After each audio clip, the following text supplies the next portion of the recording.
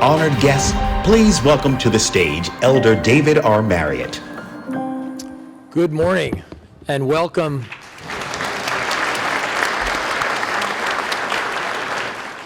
Welcome to the Forum on Faith. We are delighted to have you join us here today for what we know will be a great event.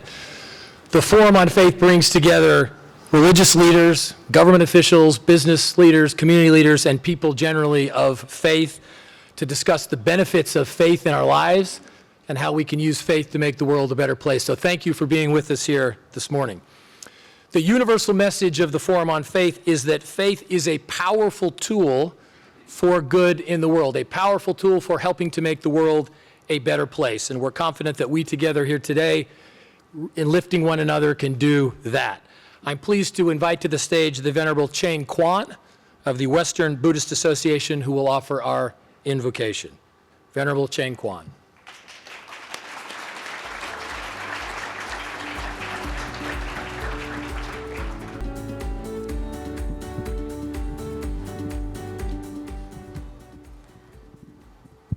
Good morning, dear friends. I'm talk Chinese, she translator. 今天我们相聚在这里，以一颗平静、善良的心，共同祈祷世界和平、社会安宁。愿每一个家庭充满幸福和理解。愿每一个小朋友健康成长，愿我们有着不同的信仰，相互尊重、包容、理解，相互的成就。佛陀教导我们，心静则国土静。当我们充满善的信念，这个世界就变得更美好。让我们慈悲对待生命，以智慧面对困难。让和平从我们每个人的心开始。愿这份祈愿化作光明，照亮云间。愿众生得到安宁，世界永远和平。阿弥陀佛。Dear friends, good morning. Today we gather here with calm and kind hearts to pray for peace in the world and harmony in our communities. May every home be filled with warmth and understanding. May every elder be safe and healthy, and every child grow in joy.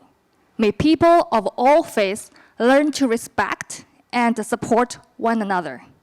The Buddha once taught, when the mind is pure, the land is pure. When our hearts are filled with kindness, the world naturally becomes brighter. So let us meet life with compassion and face challenges with wisdom. Let peace begin in our hearts and spread from each of us to the whole world. May this prayer become the light that shines across the earth. May all beings live in safety, peace, and happiness. Amitabha.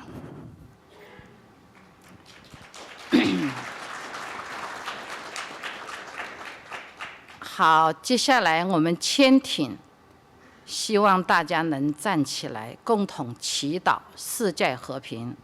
Now let us to pray for the world and chant. We hope everybody can stand up to join us.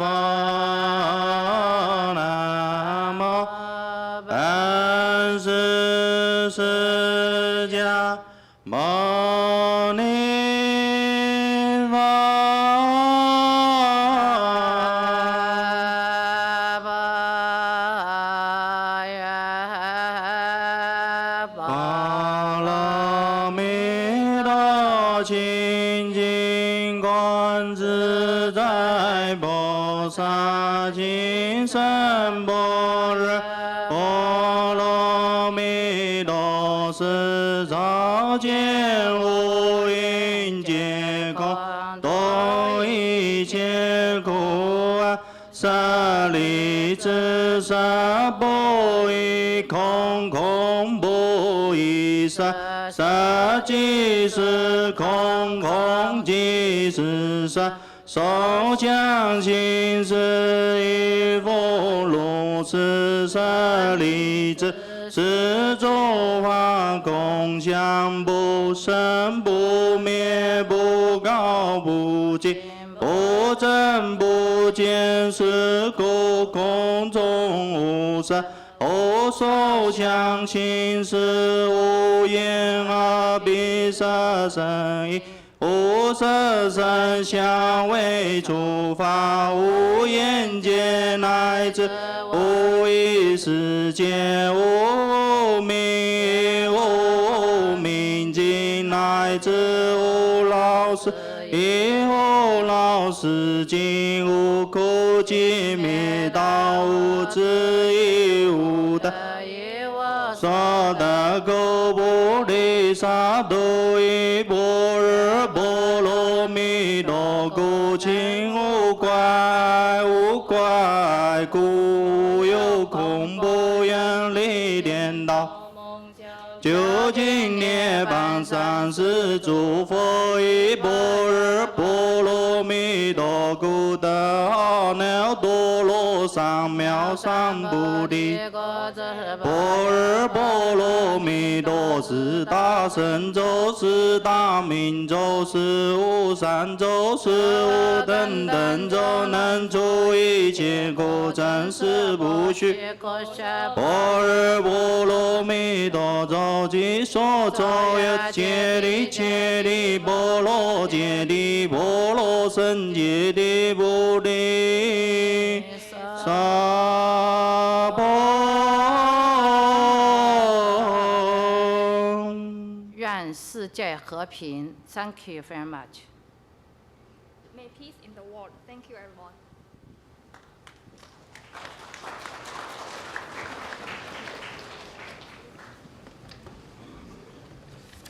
Thank you very much for that. That was beautiful. One of the many things I love about this Forum on Faith is that it is truly an interfaith affair. And it is brought to us all by you all who come from many different faith communities. And if we can look on the screen, you should see some indication of the members of our steering committee who are many in number and very diverse in what they bring to this event. And we're thankful to them and to their support. We are similarly grateful to our board of advisors who have steered and guided us as we put this event together. You can see them reflected on the screen from many different faith traditions and many different communities. We express our appreciation to them, and we express our appreciation to the many volunteers who have participated in this event to make it happen. You know who you are. Many of your names are reflected here on the screen, and we appreciate that. We have a very full program today. You have a printed program in front of you to keep you on your toes, to keep you exercising your faith. We're going to mix it up a little bit, and we're going to go in a different order than actually appears on your program. But I think nonetheless, we are going to be edified and inspired by what we hear today. You're going to notice in the materials for this program and on the screen, you see hands, many different hands in many different shapes and sizes. We are together, I think, a body that can, through our hands, be a blessing to the lives of other people. We can wipe away tears from those who are in need of having tears wiped away. We can be hands that carry. We can be hands that embrace. We can be hands that together make the world a better place. And I'm grateful that you would all be with us here today. So you have a name tag as you registered. The name tag will indicate your table for lunch. Otherwise, the seating for this event is entirely open. You should feel free to sit wherever you like. But at lunch, you have a number on your tag, and you should endeavor, if you would, please, to sit there. We're going to have a series of plenary panels here this morning. We're going to begin, unlike what the program says, with John Sexton after some remarks by Rabbi Potasnik. And then we will hear from Ryan Burge, and then we will hear about constitutional issues from Professor McConnell and from Elder Cook, and we'll have our panel discussion there. So we're going to mix it up a little bit. Don't be thrown by that.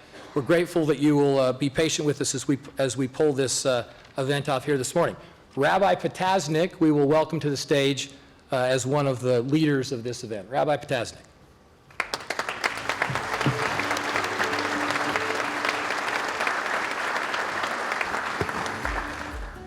Thank you. I'm glad you mentioned the hands, because in Hebrew, the word for friend is yedid. You spell it by writing the word hand twice. It's one hand extended to another hand. Let me just say, on behalf of the Board of Rabbis and the Jewish community, thank you. Thank you, LDS. Thank you for extending your hands to us during these years and giving us so much strength and support. We are most grateful to you. Thank you. Let me also begin by saying, excuse me, that Simon Wiesenthal, a Holocaust survivor, was asked some time ago, shortly before he died, when you arrive in the next world and you are greeted by other Holocaust survivors, and they ask you, what did you do after you were released? What will you say? He said, I'll look at them and I'll say, I never forgot you. Let me say to all of you, thank you for not forgetting those hostages. As I was walking around before, I met Rabbi Peter Stein from Rochester, and he's wearing a hostage pin. And he said to me, I hope tomorrow is the day I can take off this pin. So all of us come here and hope tomorrow all the hostages, the living and dead, will be released and returned to their families. And that will be the tomorrow that all of us have been waiting for so long. Thank you.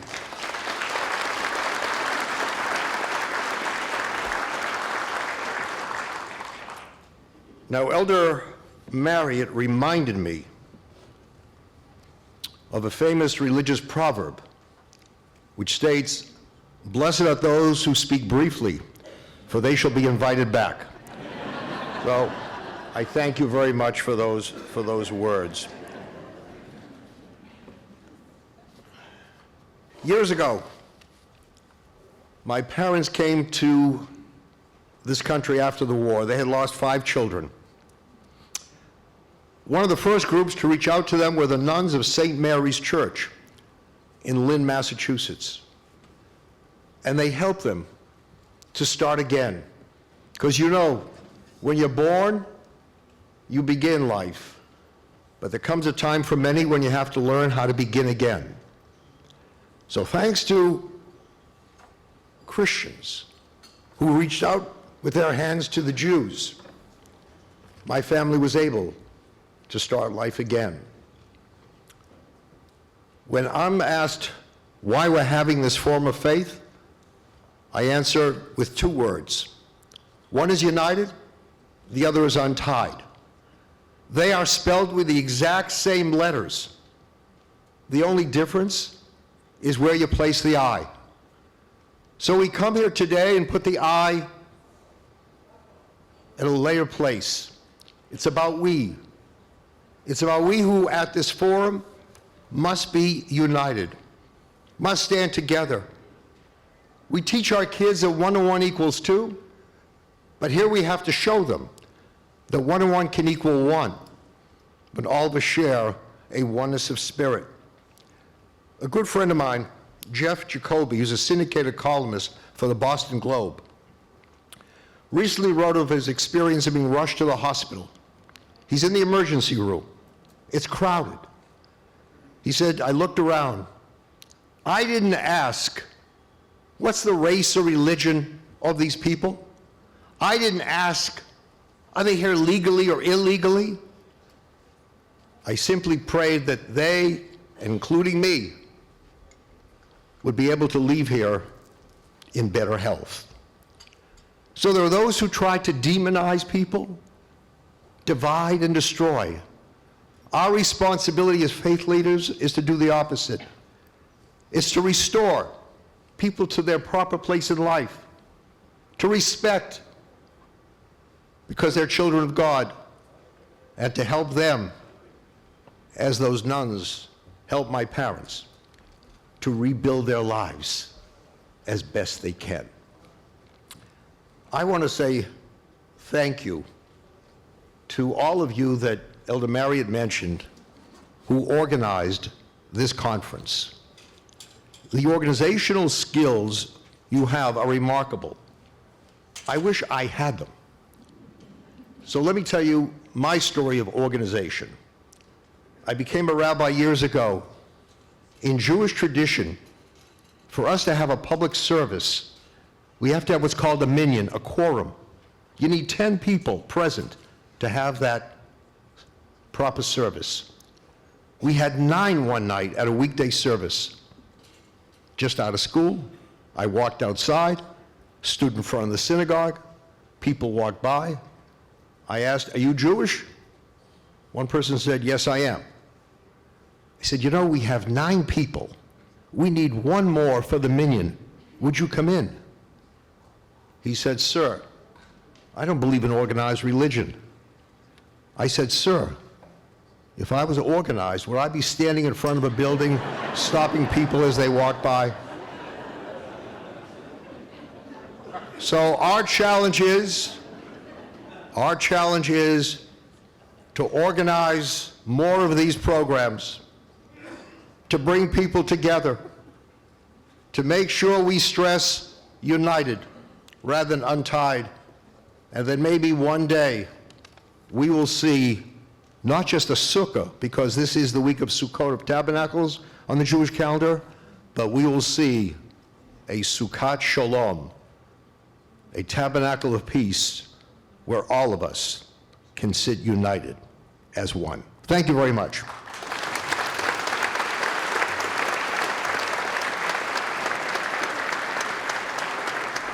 Ladies and gentlemen, Elder Quentin L. Cook.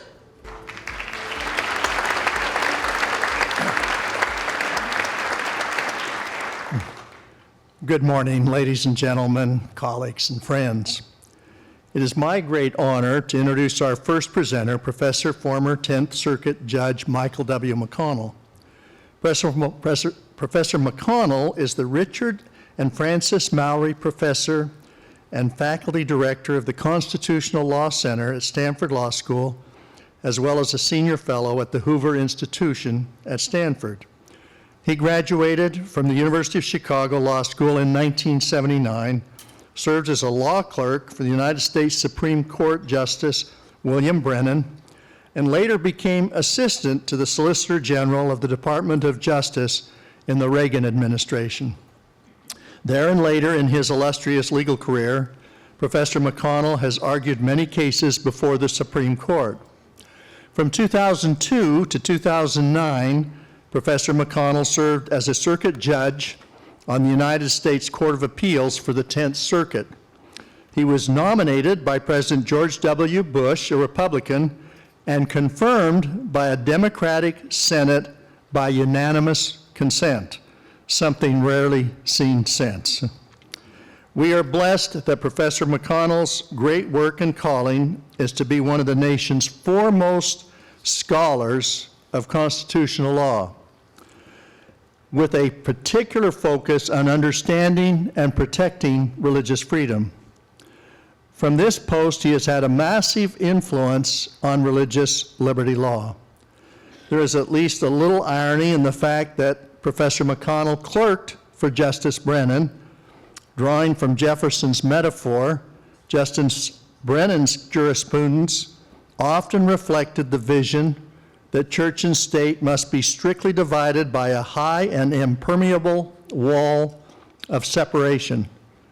By the time Professor McConnell began his legal career, that conceptual framework had become a constitutional excuse for walling out religion from critical institutions and sometimes public discourse, as if religion were some kind of dangerous contagion best kept in the private closet or sanctuary of personal devotion. The First Amendment's religious clauses were then understood to conflict with each other rather than working together to preserve a vibrant and holistic religious liberty. Professor McConnell knew better. A man of deep Christian faith, he understood that religion in America, in all its rich diversity and splendor, is an indispensable foundation of the identities, families, and communities of tens of millions of Americans and a critical pillar of American democracy. So he got to work debunking false historical narratives and tenuous legal doctrines rooted more in elite social preferences and ideology than in the text, history, tradition, and logic of the Constitution. His scholarship and public service has deepened our national commitment to a far richer understanding of the place of religion and thus the role of religious freedom, not only as an individual right, but as a cornerstone of a pluralistic and democratic society. Through his writings, teaching, mentoring, and judicial opinions, Professor McConnell has advanced a vision of religious liberty that is both principled and inclusive, one that respects a religion and religious institutions and safeguards the right of all faiths and traditions. That vision, backed by impeccable scholarship, has inspired advocates and shaped Supreme Court doctrine for decades. As John Garvey, former president of Catholic University of America, has said, Professor McConnell is the most important figure in the way American law thinks about religious freedom in the last 50 years. We are so grateful, Professor McConnell, for all you have done to advance the cause of religious freedom. As a member of the Quorum of the 12 Apostles of the Church of Jesus Christ of Latter-day Saints, I express my personal gratitude and that of our church for your great service in that notable cause. You have been a friend to all faiths, my own faith included. Please join me in welcoming Professor Michael McConnell as he now addresses us on the topic of religious liberty, where we've been, where we are, and where we're going. Professor McConnell.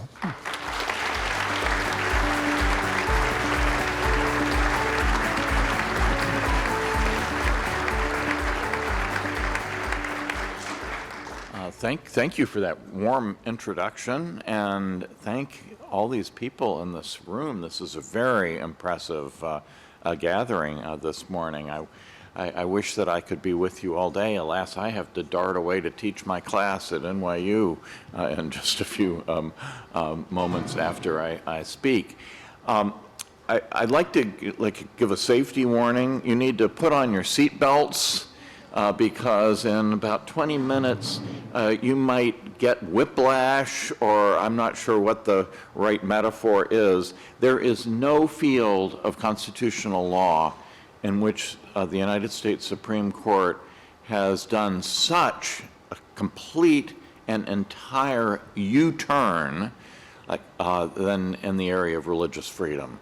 It is, and over a period of about 40 years. That's about how long it took for this, and it's still happening.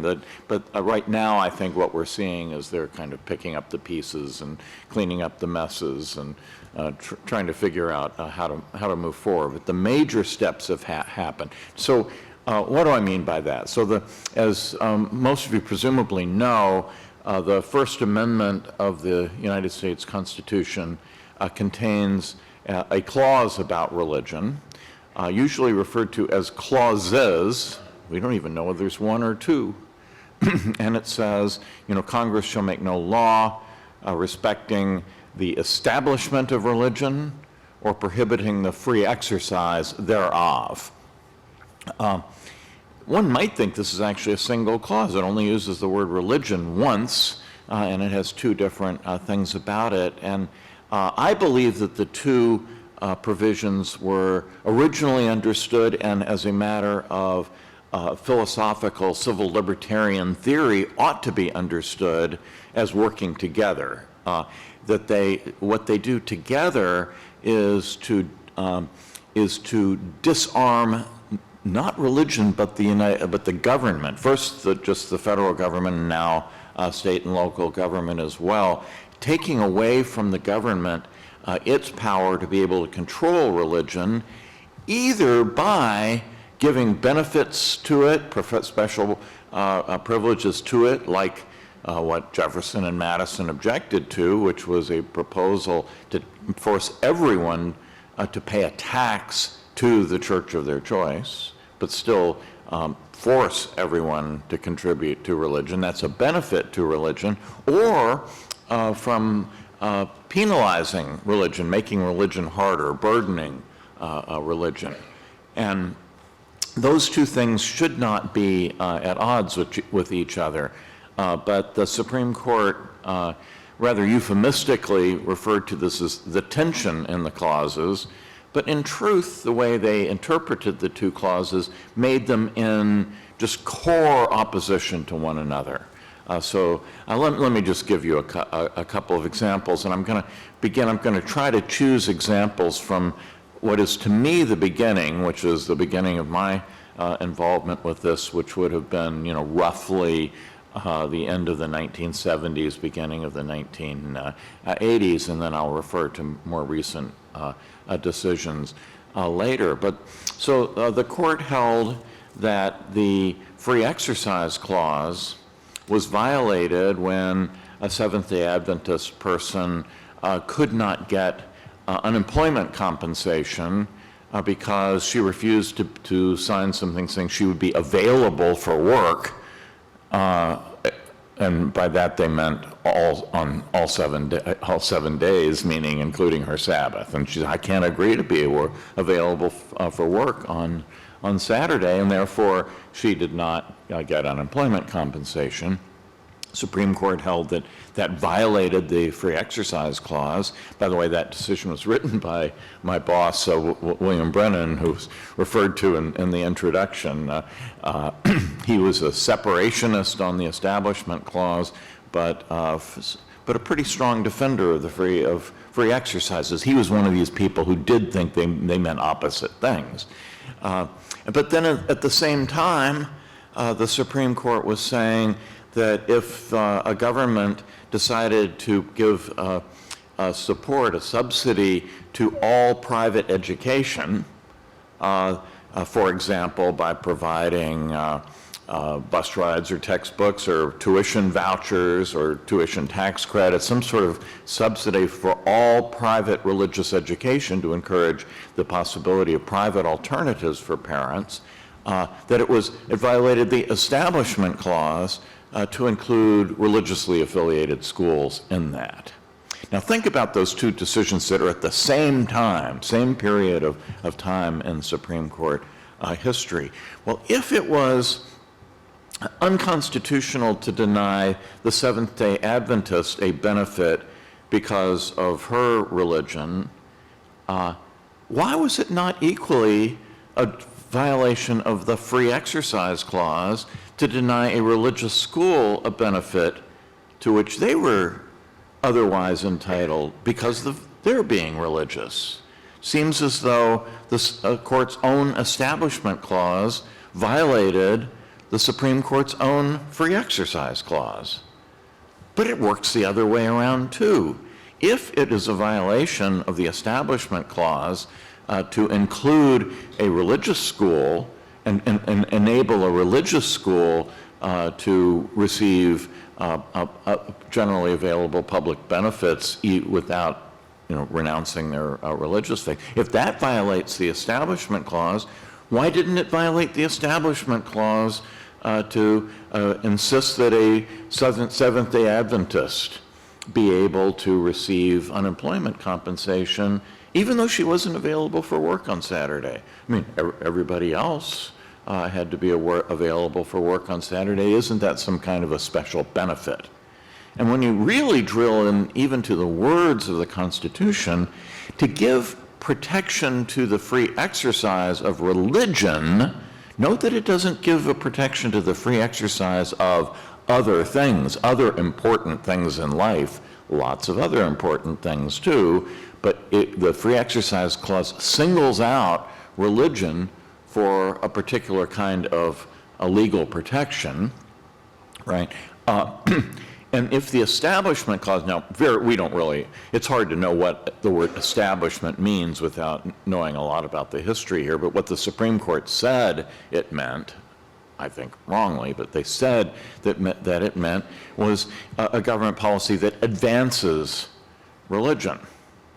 And sometimes they would say give special protection for religion. Well, protecting the legal right is a form of, it advances. Is it not true that if you have a legal right to engage in something that advances it? I mean, if somebody said, I have a protected legal right to ride the subway, I would think you'd say, well, okay, well, that advances subway use, right, a bit. And so if you interpret the two clauses this way, it's not that there was some, on the margin, some mild possibility of clash, not some, quote, tension, the way the Supreme Court put it. It meant that the two things were just, and they interpret the two clauses, and maybe even two parts of a single clause, in opposite ways. Well, this made absolutely no sense, and it did not advance any of the plausible reasons why we might protect religious liberty in America. Well, these things have been, the doctrines on both sides of this problem have been unwound and turned around. It's most conspicuous for the Establishment Clause, and I am most happy with the way the Supreme Court has moved with respect to the Establishment Clause. It took them 40 years, but at least they got there, and it went in a couple of steps. First, there were a few cases where individuals were caught up in this Establishment Clause problem. So there was a case called Witters versus Department of Services for the Blind, in which the state of Washington had a program where anyone who was legally blind, they would pay for them to get post-secondary education leading to a job. It was a vocational program, right? But Larry Witters' chosen profession was he wanted to be a minister.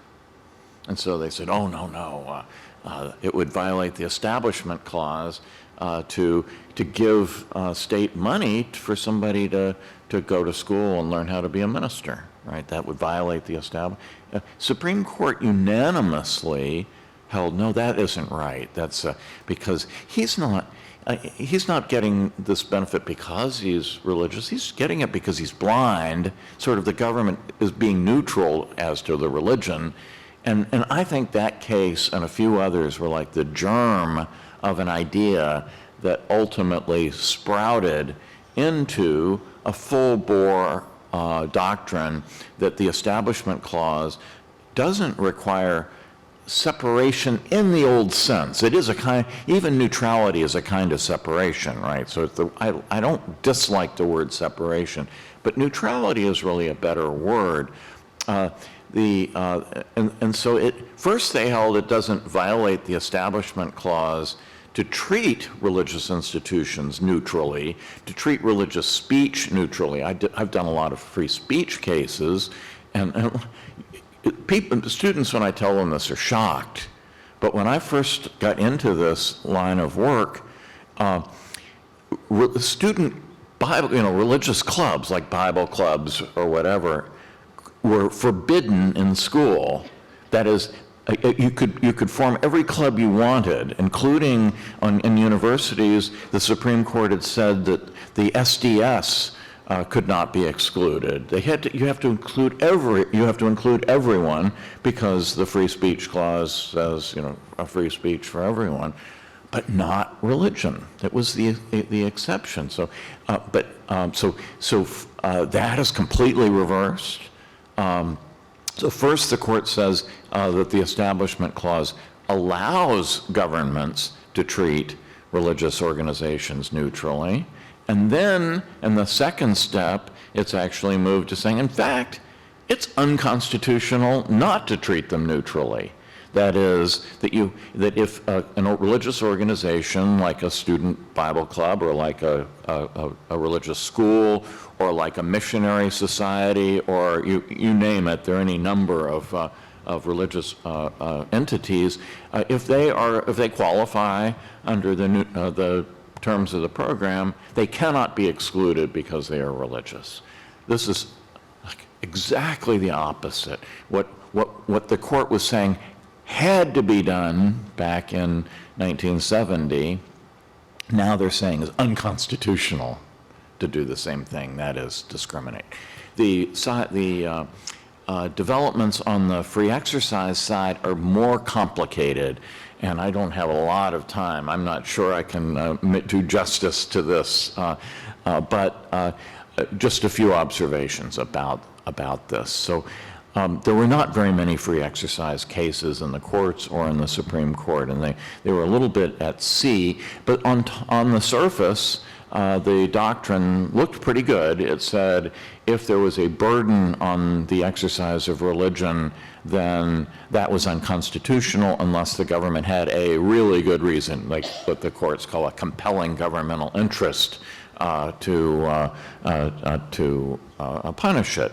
But again, there weren't a whole lot of cases. Most of the controversies are not actually about punishing people because of their faith. It's usually about exclusion from benefits. But, there are a couple punishment cases, like the very first written free exercise case is under the New York Constitution in the 18 teens, and it involved requiring a Roman Catholic priest to testify to secrets that he had learned in the confessional. He was subpoenaed to appear in a criminal case, and he said, no, I can't do that. And they were going to throw him in jail, and the New York court, in the very first written opinion about free exercise, said it would violate the free exercise clause of the New York Constitution to throw him in jail for that. More recently, the Supreme Court decided a case about whether the use of hallucinogenic substance, that is peyote, which is used in the sacramental practices of the Native American Church, and we know that this is true because anthropological evidence tells us this has been true. This has been their practice for 500 years, or back to the mists of time. But question is, can they be punished under the drug laws for their sacrament? Had there not been an exemption in the Volstead Act during Prohibition, Catholic and Protestant churches and Jewish services that use wine as part of their religious practice would all have been violating the criminal law of the United States. Well, the first question is, does denial of a benefit amount to a burden? And there was a kind of old-fashioned view that was adhered to by especially conservative members of the court that said, no, nobody's constitutionally entitled to a benefit. It's true, you can't be punished for your religion, but you don't have any constitutional rights to benefits, right? And the problem with that view is, what is a benefit? Is it anything that the government does from which we benefit? Well, how about unemployment compensation? We pay unemployment compensation taxes. It's not supposed to be a kind of social insurance, right? But if you have a religious view that makes it impossible to swear that you will be available for work on Saturday, you pay the taxes, but you don't get the benefit. Well, how about the benefit of a statute, subsidizing private education? The first step, in other words, was for the court to make clear that denials of benefits are burdens on religion. Now, the second thing is really more complicated, and I think the gong is about to sound from the very idea of whether free exercise is special became contested. Because at the beginning of this period that I'm talking about, the court said, burdens on religion, unconstitutional unless there's a compelling governmental interest. But some of the justices said, no, that's too strong. It's really not a burden on religion unless religion is being singled out. So if we have a law against all drugs, all illegal drugs, all controlled substances, it's not a violation of free exercise to send a member of the Native American Church to jail for using peyote in a sacramental service, because they're just being treated like if anyone else used peyote, they'd be thrown in jail too. That was the reasoning of the court. If we had time, I'd love to tell you why I think that that's wrong, both as a historical and theoretical matter. But the short run is this case, which is called the Smith case. It's still on the chopping block in the Supreme Court. Said free exercise clause does not protect against neutral and generally applicable laws. Well, what happened after that? It looked like a disaster for free exercise, because almost every free exercise case involves exactly that. And the first step was that Congress stepped in, and they passed a statute saying, well, that may be what the Supreme Court thinks, but we say in the Religious Freedom Restoration Act that any burden on the practice of religion can't be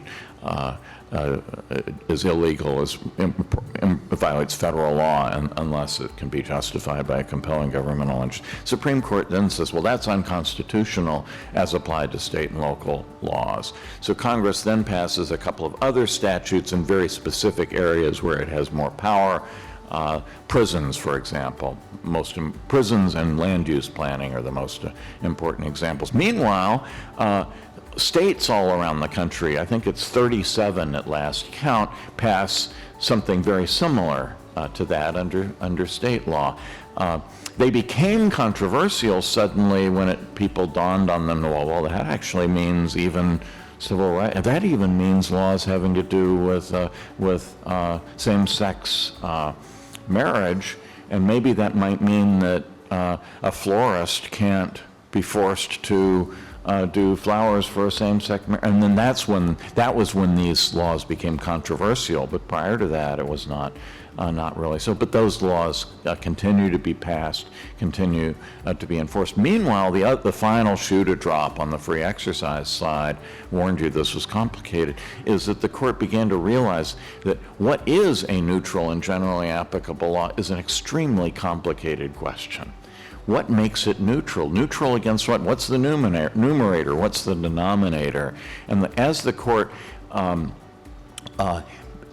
had more and more cases and thought more deeply about this problem, they began to see that neutrality, it began to hold in a more religion-friendly way. It isn't neutral if if something that is being done for a religious reason is forbidden, and any secular justification for the same thing is permitted.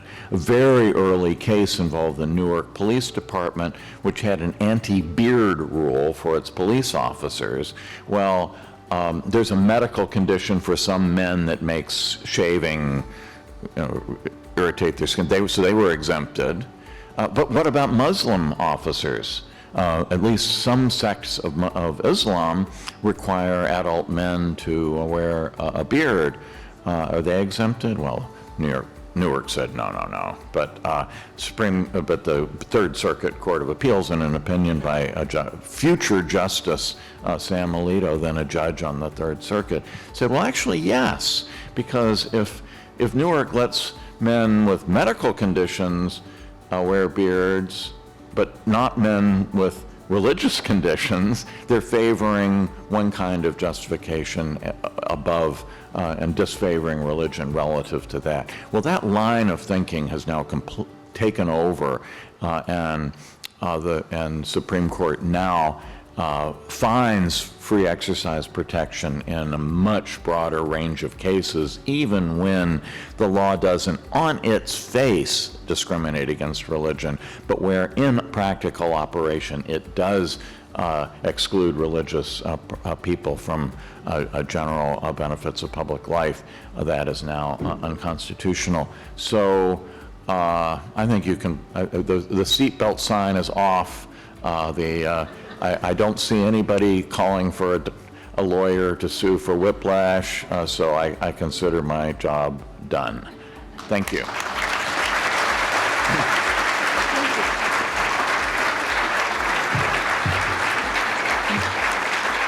Thank you. We would like to welcome to the stand Ryan Burge. He is the author of Graphs About Religion.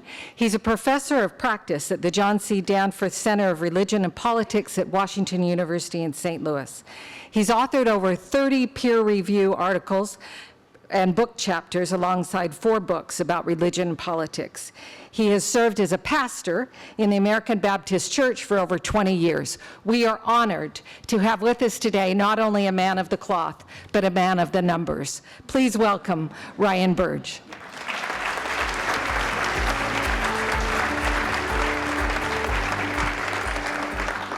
Hi, everybody.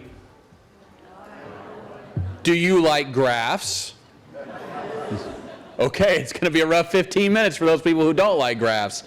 My job is to kind of take you through what the American religious landscape looks like over the last 50 years in 15 minutes. So I'm going to cover everything in a lot of depth, and I'm sorry if I leave anybody out, okay? So here we go. This is what American religion looks like. Thank you. We classify American religion into 7 categories. There are 3 types of Protestants: evangelical Protestant, mainline Protestant, and the black church. Catholics, Jews, other faith category, which is everyone from Muslims, Hindus, Buddhists, Latter-day Saints, people who answer other to the question, and then the last category are people who say their religious affiliation is none of the above. I wrote a book about the rise of the nones, the N-O-N-E-S, and as you can see, the 2 biggest features of this graph are the mainline line, which is orange and heading downward, and the no religion line, which is purple and heading upward. The share of Americans who are non-religious today is higher than it's ever been in American history. It's 6 times the size it was in 1991. So what I'm going to do today is walk you through some of the major groups on here, the larger groups on here, trying to say, here's some cool things about the data that you may not know. So let's start with our friends, the evangelicals. I love this graph because I call it you guys know what a Rorschach test is, an ink blot test, right? I love graphs because they can become almost a prism to see how people are thinking about things on the other side. Because if I show this graph to my atheist friends, they go, aha! Evangelicals were 30% of America in 1993, and they're down to 18% today. That's a 12-point decline. But if you take the timeline all the way back to 1972, when we first started modern polling, the percentage of Americans who are affiliated with an evangelical tradition is actually larger today than it was 50 years ago. There are actually more evangelicals numerically today in the United States than there were 50 years ago. So it's really a story of what do you want to see in this data. Yes, they're down from their peak in 1993, but I actually think that period of time from the mid-1980s to the late 1990s was actually an aberration where evangelicalism surged, which also is that's the age I was in youth group, so it felt like everyone was evangelical back in those days. But that was a weird period in American history that we haven't seen before and we probably won't see in the future. The share of Americans who are evangelical is right about 18% today, but here's the most important story in American evangelicalism, which is the rise of the nons. And what do I mean by that? I mean the share of people who say they are non-denominational Christians. In 1972, only 3% of all Americans said they were non-denominational, and now about 14% of all Americans say they're non-denominational. If you put that in actual numeric terms, there's somewhere between 35 and 40 million non-denominational Christians in America today. To put that in comparison, the Southern Baptist Convention is about 12.5 million, and the Catholic Church is 62 million. So there might be 40 million non-denominational Protestants, and now 1/3 of all Protestants in America identify as non-denominational. So the future of American evangelicalism is much more fractured than we've ever seen before, and from a pure statistical standpoint, this makes me angry. Because who are you going to call here, right? What national office can you how many people you got? There's 50,000 of them all over America. It's one church here and one church there, and this one closes and that one opens and they change their name. And that is what the future is going to be like. It is not going to be in denominational Christianity. It's going to be in non-denominational Christianity. Okay, now this is the main line. When I say that term main line, I feel like sometimes I have to describe it and sometimes I don't. The main line are the sort of more moderate flavor of American Protestant Christianity. So United Methodist Church, Episcopalians, United Church of Christ, Evangelical Lutheran Church of America, Presbyterian Church USA, Disciples of Christ, American Baptist, which is the tradition that I was a pastor in for 20 years. The main line in 1958 was over half of all American adults. 52% of Americans were part of a mainline tradition in the late 1950s. When we started polling in the 1970s, it was around 30%. And as you can see today, the share of Americans who are mainline Protestants is now actually 9.5%. A group that was over half of America is now less than 10% of America. And I think in many ways, I have a book coming out, plug, in January, where I make the case. It's called the Vanishing Church, How the Decline of Moderate Congregations Hurts Democracy, Faith, and Us. And I really do think that a lot of the problems we face in America is due to the main line going away. It's actually increased political polarization in the United States. And it doesn't just show up in the survey data, it also shows up in the denominational data too. American Baptist, Disciples of Christ, Evangelical Lutherans, Presbyterian Church USA, the Episcopal Church, the United Church of Christ, and the United Methodist Church. As you can see, most of them are down at least 40. Actually, the American Baptist number is wrong, and I know it's wrong because a secretary in Nebraska put the wrong number in and never fixed it. And the reason I know this is because she emailed me about it. And I was like, I don't know what to do. But we're down about 35% as well. But you can see the Disciples of Christ are down almost 75% since the 1970s. I mean, and the United Methodist drop here is actually before their schism, when they lost 25% of their members and 25% of their churches. United Methodist Church and the Southern Baptist Convention were the same size in 1968. And now the Southern Baptists are 12.5 million, and the United Methodists are closer to 4 million. That's how much religion has changed in America in just the last 50 years. And it gets even worse when you actually look at the demographic data. God bless the Episcopalians because they actually share this data. I mean, I would hide it, but they, because it's as bad as you think it is. Half of their membership have celebrated their 65th birthday. Just think about that demographically. Actuarially, the Episcopal Church is going to be 35 to 40% smaller in 20 years than it is right now, just through death. Because look at the number of people at the bottom. Only 13% of them are under the age of 18, and half are over the age of 65. And if we assume that every one of those kids sticks in the church, and they won't, their retention rate's about 60%, you're still talking about a 40% decline in the Episcopal Church in 20 to 25 years. I mean, it is as catastrophically bad as it could possibly be. So, the black church, we put them in their own category, and I know I don't have time to get into why, but really the answer is politics. Theologically, the black church looks a lot like the evangelical church on theological matters, but when they go in the voting booth, 80% of white evangelicals vote for the Republican, and 90% of black Protestants vote for the Democrat.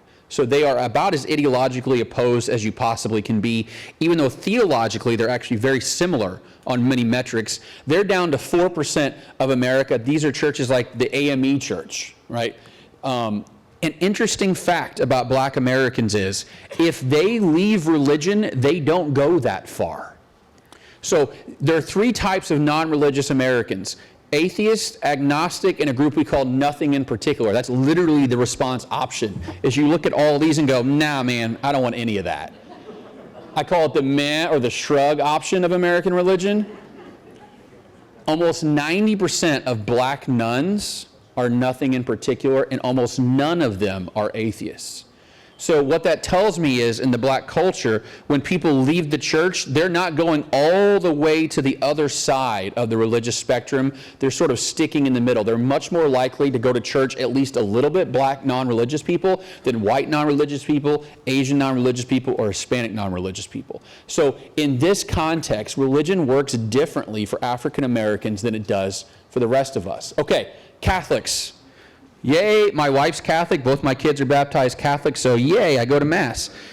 The share of Americans who are Catholic has actually been incredibly stable over the last 50 years, okay? Now, there has been a decline recently, as you can see, in about the last 6 or 8 years. The numbers was bouncing around 25%, now it's down to about 22%. Okay, that's not bad though. You know, considering the nuns have gone from 5% to 30% and the main lines collapsed, that's pretty good. But now I'm going to show you this slide. This is the share of each tradition that it says they attend religious services nearly every week or more. Fun fact, an evangelical today is actually more likely to go to church than an evangelical from 50 years ago.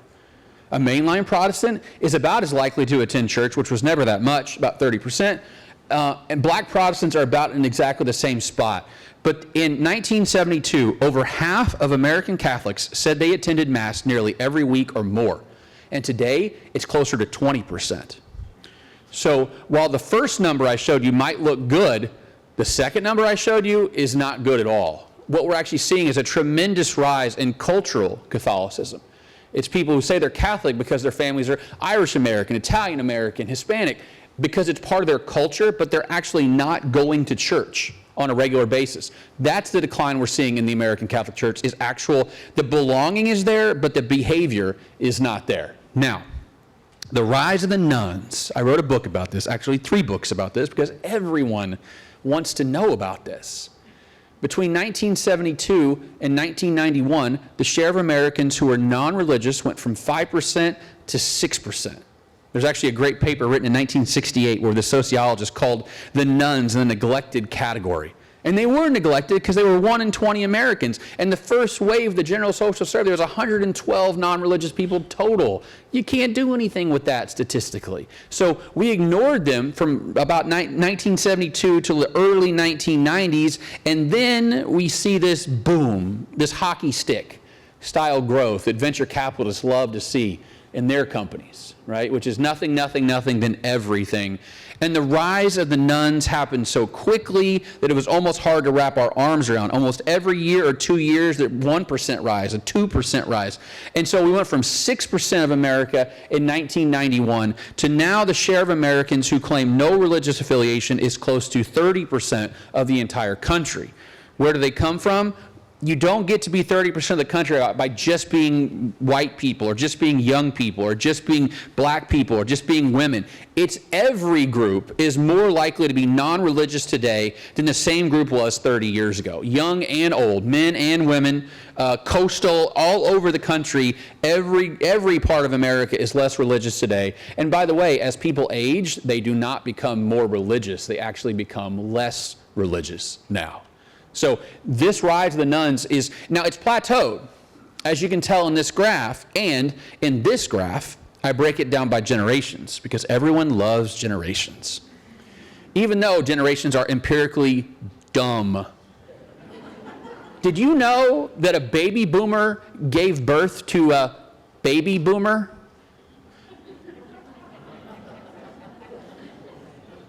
Just let that roll around in your brain for a second. 1946, if you were born in 1946 and had a child at 17, your child was also a baby boomer, which makes absolutely no sense at all. But everyone loves them, and I like clicks and likes and retweets, so here we are.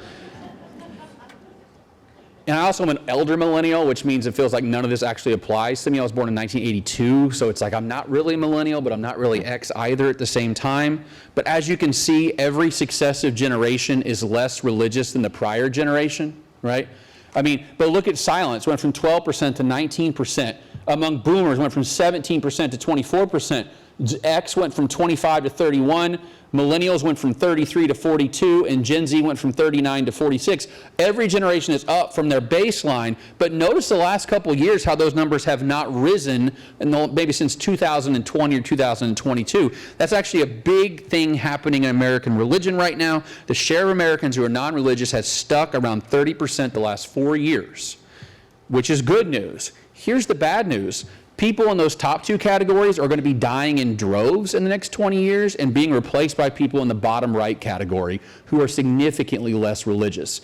We are not seeing a religious revival in this country. I know what the media tries to tell you. It is not true. Unless you see the share of Gen Z who are non-religious drop to 30%, the share of nuns will rise in this country. It's just math at this point, because they're 42 to 45% non-religious, replacing generations that are 19 and 24% non-religious. That's how America changes. It's just called generational replacement. We will be more nunny in 10 years than we are today, unless something dramatic happens. And I can't model the Holy Spirit, guys. It doesn't work that way.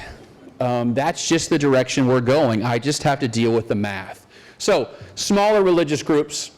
This comes from the most recent Pew Religious Landscape Study. As you can see, Buddhists have gone from 0.7% to 1.1%. Hindus have doubled from 0.4% to 0.9%. Jews, 1.7% at 1.7%. Muslims have tripled in this country from 0.4% in 2007 to 1.2% in the most recent data. And then everybody else, Jedis, Wiccans, everyone who clicks the other category and writes something in the box, has gone from 1.4% to 2.2% over time. This is what American religion looks like right now. We don't realize, I think, sometimes what groups are big and what groups are small. Most Americans are still Christians, though. 63% of American adults today still identify as Christian, about 30% are none, and about 7% are everybody else. So, this is really what we look like right now. This is what the future is going to look like. Those bottom bars are going to replace those top bars, and there's going to be new generations added along the bottom here, and that's how American religion changes over time. I'll leave you with this. If you ask me to guess your current religious affiliation, and I could not ask any questions about religion specifically, what question would I ask? It is simply, what is your political ideology? That is the most predictive factor when it comes to your current religious affiliation, especially if you're non-religious. 62% of very liberal people identify as non-religious. It's 11% of very conservative people. We call this the God gap or the Pew gap. It's only getting larger in America, and it's only going to be more problematic in America going forward, because it's almost like we're on two different worlds. The left is full of atheists, agnostics, nothing in particular, very liberal, and the right will be full of religious people who are very conservative, and there will be no one left in the middle. And I believe that religion is a load-bearing wall in American democracy.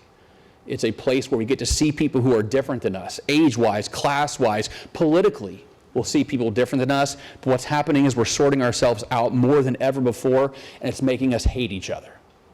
And that is not how a democracy should work. So I'm a big fan of religion because I'm religious, but I'm a big fan of religion because I'm a scholar of American democracy. And we need religion to make American democracy work.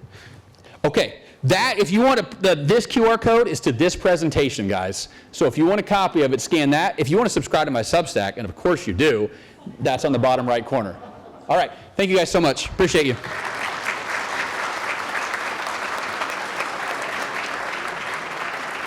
Ladies and gentlemen, keynote speaker, John Sexton.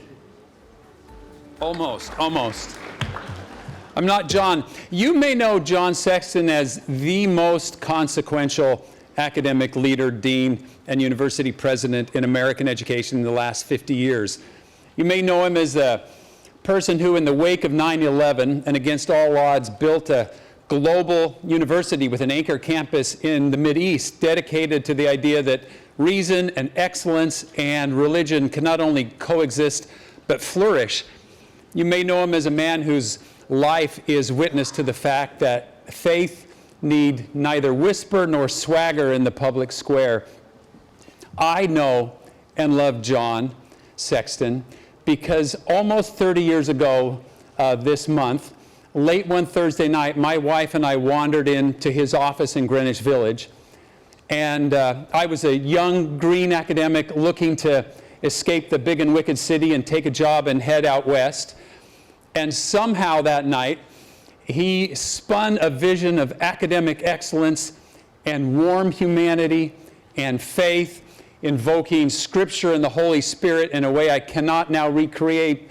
But when the mists cleared, I found that I had signed up, taken the job at NYU, and he literally had my wallet. A good university president is always fundraising, and he had my career and my wallet because I trusted that this was a man where my career and my family would be safe in his warm and generous heart. He is the best leader I know, and I don't know anybody more committed to succeeding by helping other people succeed. Please join me in welcoming John Sexton. Thank you.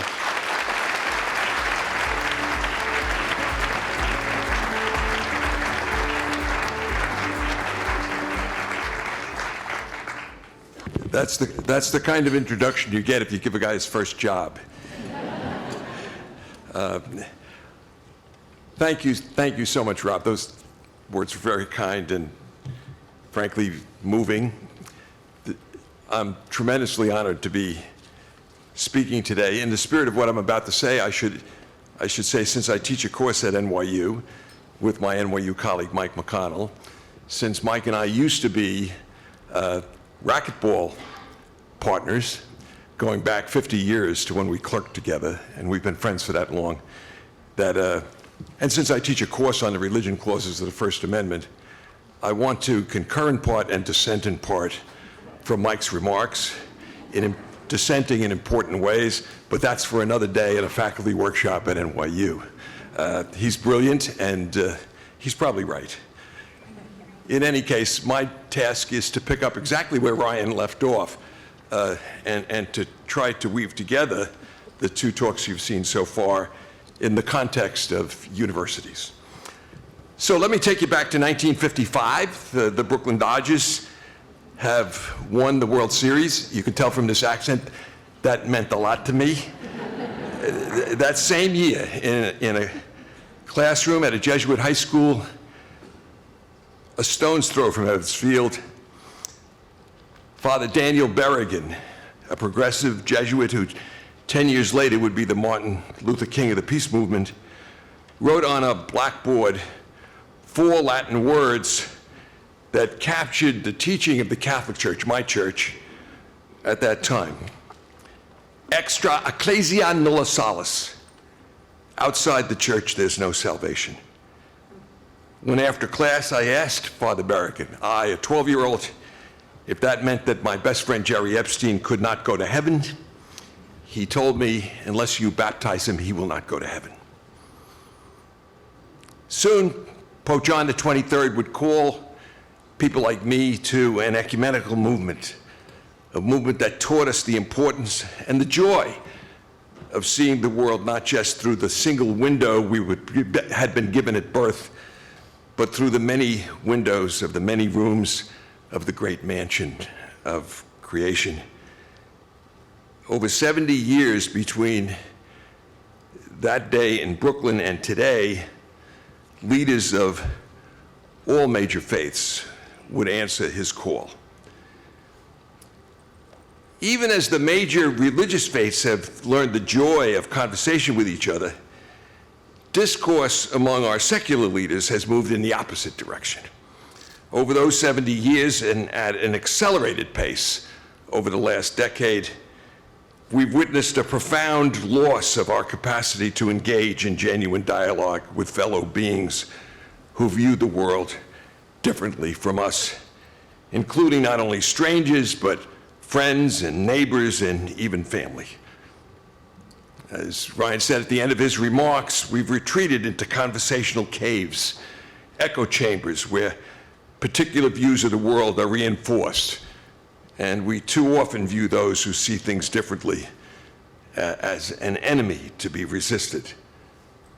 The secular world in which we live is anything but ecumenical. We face a barrage of undifferentiated information that breeds nihilism about knowledge itself, an equation of fact and opinion, and the reduction of conversation to assertion. We live in a Colosseum culture that features a kind of gladiatorial combat pitting simplistic and bipolar viewpoints against each other in a slogan war. We've developed a collective allergy to nuance and complexity, and it's close to impossible to convince anyone of anything he or she does not already believe. Viewpoints come as revelations from thought leaders with names like Rachel Maddow or Tucker Carlson, rather than from a process of critical thinking. Revelation renders discovery unnecessary. And once digested, these revealed truths shape an impregnable worldview in which those who hold different views are seen as evil. 2 70-year arcs from 1955 to today. Theologically, we've moved from triumphalist dogmatism to positive ecumenism. Politically, we've moved in the opposite direction, from pragmatic cooperation to secular dogmatism, a secular dogmatism that has spawned the secular equivalent of religious wars. My hope, and I am hopeful, is that we can import the spirit and the wisdom that has reshaped the first of these arcs, the theological landscape, which we see witnessed today, to provide an antidote to the virus of secular dogmatism that is infecting the second, the political sphere. Specifically, I believe that we can draw upon the well-honed techniques that I've experienced. I have, in addition to my law degree, a PhD in religion, techniques of interfaith dialogue to create a secular version of ecumenism, secular ecumenism. And frankly, I believe that our universities are the natural incubators to that approach. Indeed, I've written a book in which I argue that universities provide the best hope to lead the way. Let's begin my thought process with a bit more theology. Raimundo Panikkar, a leader of liberation theology and a mentor to Pope Francis, preached the importance, in the context of religious ecumenism, of what he called dialogic dialogue, a meeting of persons across difference. Such dialogue asks participants to meet in a spirit of mutual trust and understanding, ready to alter whatever misconceptions they hold about each other, and eager to appreciate the values of the other. And it asks the parties to this ecumenical dialogue to pass momentarily into the worldview of the other in order to experience the other's values from within the other's perspective, including in the process seeing themselves as the other sees them. This approach requires trust, humility, generous listening, and openness to changing one's way of seeing things. And it's worked. That gives me hope. If we bring this ecumenical spirit to the secular city, we will need universities, humankind's most powerful instrument to thought, to lead the way. Universities possess a set of foundational characteristics, if you think about it, that justify faith in their capacity to nurture and illustrate Panikkar's dialogic dialogue. The faculty workshops that Mike and I attend at NYU, in which we would discuss the concurrence and dissent, are one vital example of that. But think of the characteristics. First, those engaged in the advancement of knowledge in their fields understand that their work builds on that of others. They study the nuances of what others say, including those with different views, maybe especially of those with different views. Second, these seekers understand that the validation of their work involves critique by others. They welcome such dialogue. Third, even well-settled ideas are re-examined regularly in a transparent process. And fourth, there's a premium in challenging received wisdom and very significant professional rewards like Nobel Prizes for unearthing its weaknesses or possible advancements from it. Notwithstanding these fundamental characteristics, the disease that I first wrote about as infecting our politics has in recent times metastasized into universities themselves. Most campuses now display not only the polarity we see in society generally, but even a cynical distrust of university leadership and colleagues that reflects the general societal collapse of faith in institutions, including in universities themselves. We even see a distrust in each other.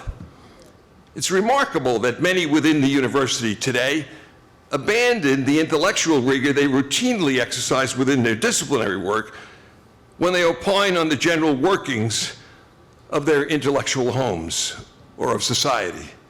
Suddenly they default to slogans that display no recognition of the complexity of the issues at hand. In my experience, 14 years as a dean, 14 years as a president, now 10 years as something called President Emeritus, but all through all of those years, as each of the last 66 years, a teacher of a full faculty schedule who's never taken a sabbatical. In my experience, actual leadership decisions on the ground in complex organizations, including organizations like universities, require balancing many factors and principles. Rhetorically, it's easy to have absolute principles and red lines. In practice, such principles and lines often clash and cross. Burning your own draft card is one thing. Danny Berrigan taught me that 10 years later. We can all choose a hill on which to fight and die ourselves. But when we, as leaders, ignore the collateral consequences of decisions by framing them as simple binary choices, we start burning the draft cards of other people. And those of us tempted to run to the ramparts of criticism would do well to exercise a bit of humility before protesting fealty to slogans. Today, on campuses around the country, protest signs and letters are routine, with the current demand that's most popular urging leaders to resist rather than capitulate. Of course, the decisions that must be made involve more than that simple choice. And the most serious of collateral consequences fall most heavily on employees, patients, and others who are not as privileged as the sign carriers or letter signers. Undoubtedly, bad decisions have been made on many campuses, some for motives that are unbecoming of university leaders, and even correct decisions can be executed badly. But as a general matter, those to whom we've delegated leadership in our universities, typically colleagues who've come from among us and been chosen by us, are doing their best to advance the institutions they love. In a time when the President of the United States and his minions celebrate ignorance daily and mock expertise, even as they dismantle centers of research and thought and challenge universities, those of us who are privileged to live in universities must beware ourselves of oversimplification and binary ideological thinking. To do this, as we opine on issues facing our communities, we must model the appreciation of complexity and, of course, its concomitant dialogue. The appreciation that characterizes our disciplinary work at its best. In some ways, this is asking a lot, but actually it requires only that we exercise in our dealings with each other the humility, the openness to different thoughts, and the assumption of good faith that we exercise with respected colleagues in our fields, and that Raimundo Panikkar called us to in the theological ecumenical movement.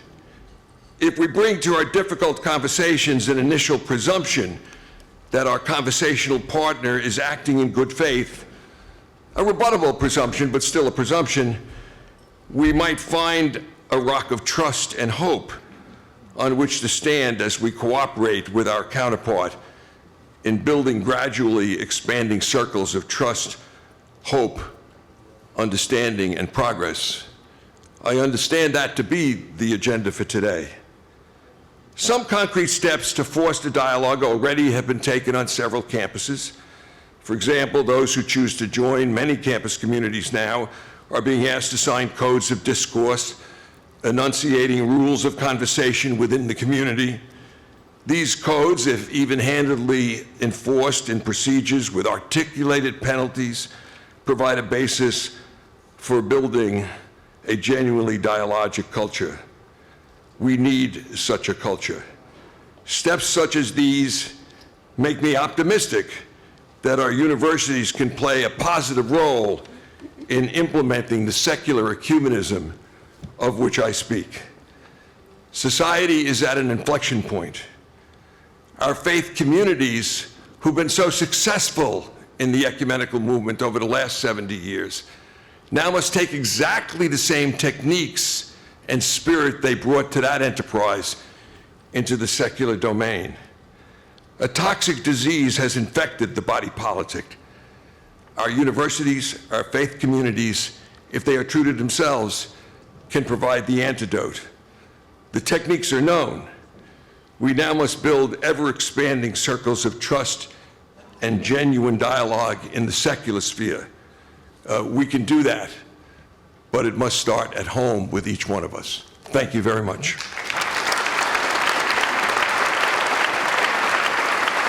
Presenting the award for achievement in preserving religious freedom, please welcome back to the stage Elder Cook.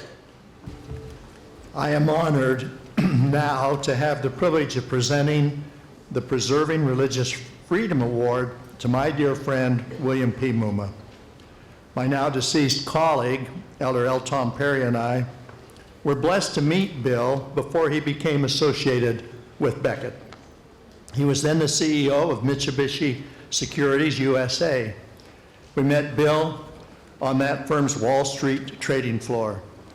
We were incredibly impressed with him then, and our admiration has increased. Bill's character and commitment to principle are exceptional. His warmth and kindness almost unprecedented.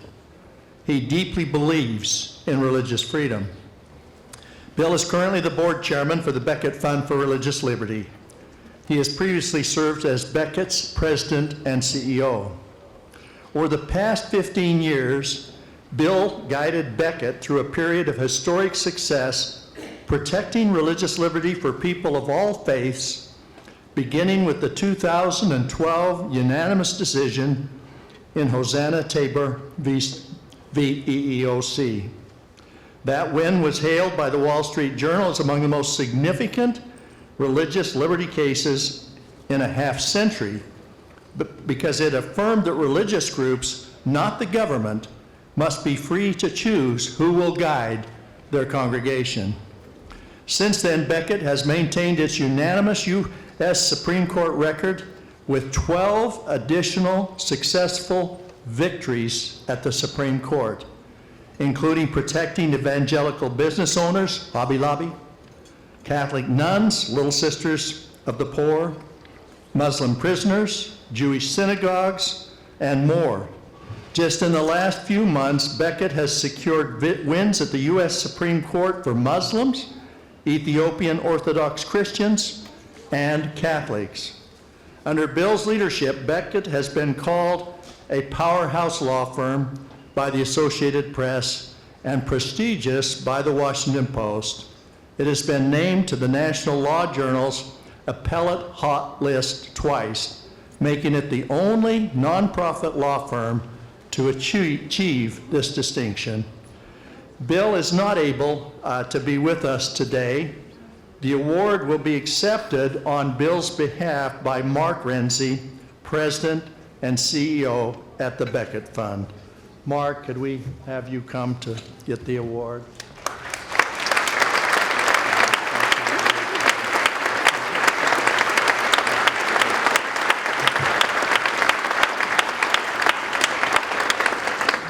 Bill could not be here today. He can't be here today. So I'm accepting on his behalf, but I know he's deeply grateful, and he'd be moved by this group because he always says fighting for religious liberty is a team sport, and if people of all faiths are not deeply committed to it, it won't work, and we won't have it. So thank you for being here.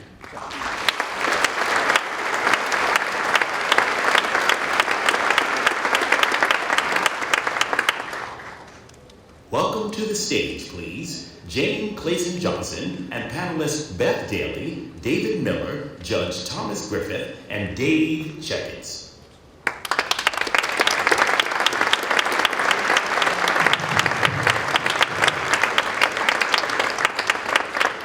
So thank you very much for a wonderful morning, really illuminating and just fantastic information. I'm going to get right to the introduction of our panelists. My name is Jane Clayson Johnson, and I'm delighted to be moderating this panel on faith in the public arena. So we have four fantastic panelists here. To my immediate right, Thomas B. Griffith was appointed to the U.S. Court of Appeals for the D.C. Circuit by President George W. Bush in 2005.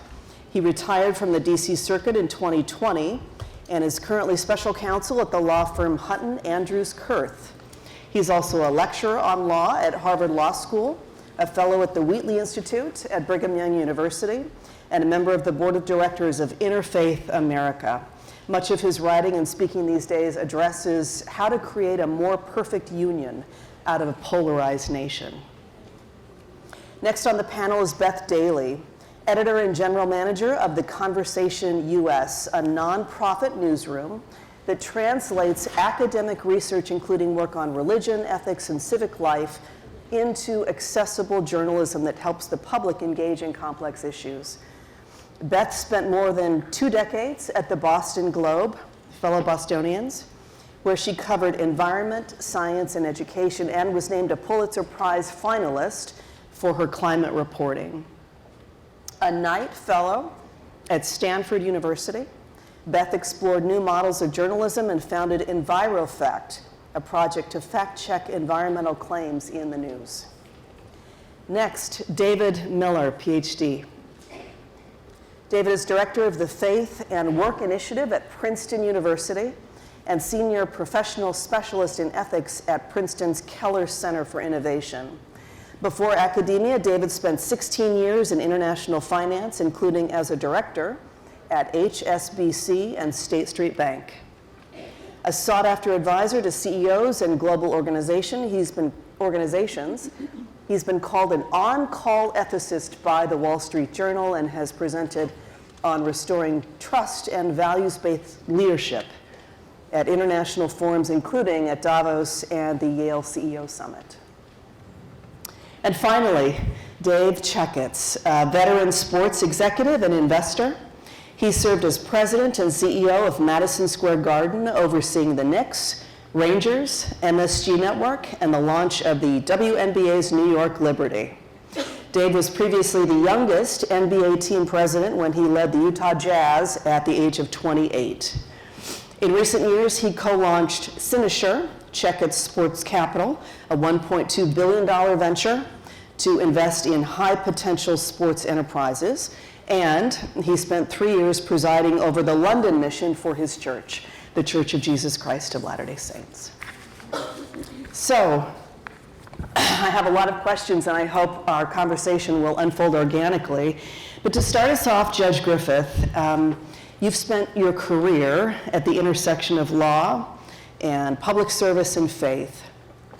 In a time when faith can feel either private and sidelined, or public and sometimes polarizing, how do you see the proper role of faith in the public square today? Well, thank you, and thank you for convening us, and thank you for the folks who've put this together. This is an example, I think, of what people of faith should be doing, meeting in public and talking about the positive role that faith and religion can and must play. But my views on the question you asked me can really be summarized best in a cartoon. Now, I don't have it on the screen, but I'm going to describe it to you, okay? So you have to imagine a cartoon where St. Peter is standing in front of the pearly gates, and he's at a rostrum, and a newly arrived applicant is standing before St. Peter. And St. Peter looks at him and says, "You were a believer, yeah, but did you have to be such a jerk about it?" So we live in a time, as Professor Burge demonstrates so well, of increasing secularization. When we, as people of faith, hear things like religious liberty, when you hear that phrase religious liberty, we get warm, fuzzy feelings in our heart. Increasingly, there are Americans who don't feel that way. When they think of religious liberty, they think of bigotry, they think of partisan politics, and so for people of faith in the public square, it's incumbent upon us to show them, no, that's not what the great religious traditions do. What the great religious traditions do in their highest and best aspiration is they unite people. They bring people together in reconciliation. They find common ground in the common humanity, the fact that we're all children of God. And so to the extent that we have a positive role to play in public life, I think it has to be there. I think it has to be, we need to be outspoken about how our faith informs our ability, our desire to reconcile. Dean Randy Hollerith of the Washington National Cathedral is a great friend, and he's careful to point out that he never refers to Martin Luther King as just Dr. Martin Luther King. He says, it's the Reverend Dr. Martin Luther King. That's the vision that we need to have, that our faith leads us to positive actions of reconciliation in this world, here and now. Thank you. Beth, at the conversation, you look to research to solve societal issues and help scholars utilize language that promotes understanding around religion and religious pluralism. Can you share an example of how your approach has helped people talk about religion or belief in a way that is healthier, more constructive, less polarizing? Yeah, no, it's a great question, and thank you. I'm really so delighted to be here. We really look at research on religion and faith and how it can sort of bridge a gap to the public and often to the workplace as well, of the extension of a public arena. What's really interesting to me, and I think to many researchers, is that in many workplaces, people say, bring your whole self, bring your whole self to work. And people do, but religion is left at the door most of the time. We all know this. But faith is an incredibly important part of diversity. It's critical when you think about it. But yet no one wants to talk about it. And we know why, right? It's related to partisan politics these days, or perceived to be. People are worried they will have to defend their beliefs to someone else. As the nuns, no religion rises. They don't want to make anyone uncomfortable.